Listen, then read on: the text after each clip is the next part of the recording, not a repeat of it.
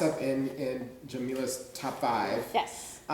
is gang violence, and there is an entire issue that you were talking about in terms of people wondering about the affiliation between players and gangs, which seems weird to me, but I guess you wrote about it, so it had to be a thing. Yeah, no, so I wrote about that because in the offseason, you had a player, Deshaun Jackson, who was one of the most accomplished players on Philadelphia's squad. He played for the Eagles.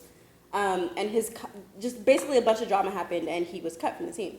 And so what got out ultimately, and a lot of sources were reporting this, and so the idea is that it was leaked to these folks, but basically they were worried that they were uncomfortable with his gang ties. He's from South Central LA, and so they were worried that like he was associating himself with a lot of bad people. And, he basically just was like, I don't these are folks I grew up with, and, whatever. But I think there is still this perception of NFL players as thugs. Generally, right? And I think you see a lot of the controversy in the league boil down to that. These are black men, ultimately. They could be making millions of dollars, but these are ultimately black men, young black men. Big, athletic, aggressive black men. They're not like Urkels or... Right, they've got tattoos. They're not coders. Right, like they are the folks who anywhere else in society we would not be praising, but we would be like fearing, right? That's right. Well, some, I Right. White folks, I should say. The owners, I should say.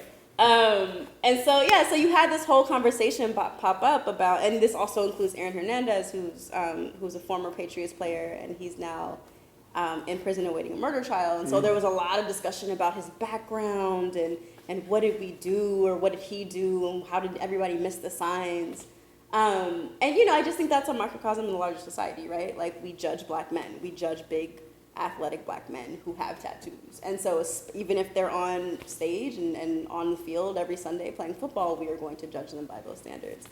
Like Jelani Cobb, right? Who's the professor and the writer at the New Yorker, who is an academic professor but looks like a football player. Actually spoke on a radio program about how people fear him, like specifically white women fear him because they believe that he's an ex-football player, or that because he has that physique and that he's always trying to negotiate. So you're right, if they weren't on the football field, they would be... we'd be scared of them. The conversation around gang violence in sports is a really old one. It's happened for decades. When you talk about, there's this whole idea that you're raising a kid from the ghetto and they're just working so hard for their craft, and then they blow up and they become LeBron James.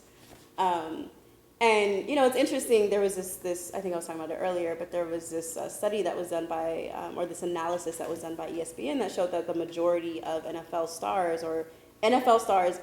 players and NBA players actually grew up fairly middle class. And not poor.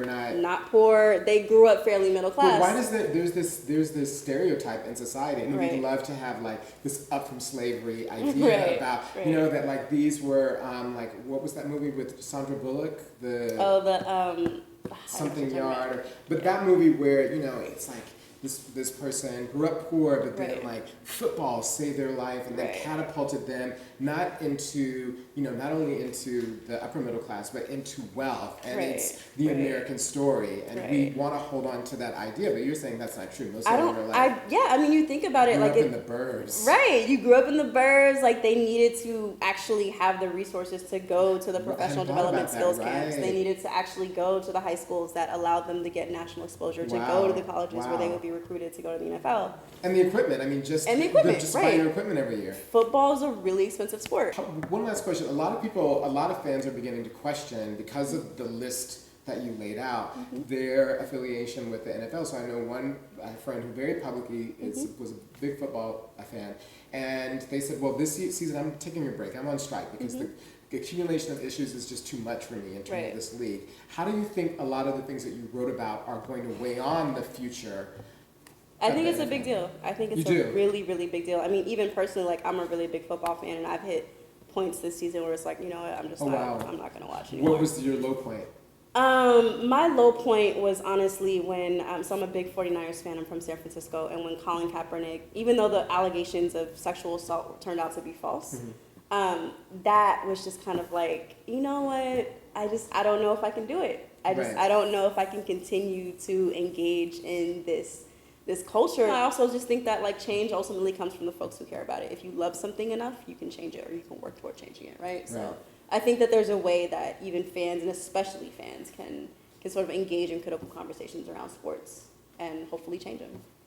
Well, that's a great note to end on, and thank you for bringing us up to speed of the things that are weighing on the minds of fans on this state of football. And hopefully you'll come back and join us around Super Bowl time. Yes, and give us a I would tutorial. love to. All right, well, thank you so much for joining us. Thank you for having me. Thank you so much for joining us on the second set.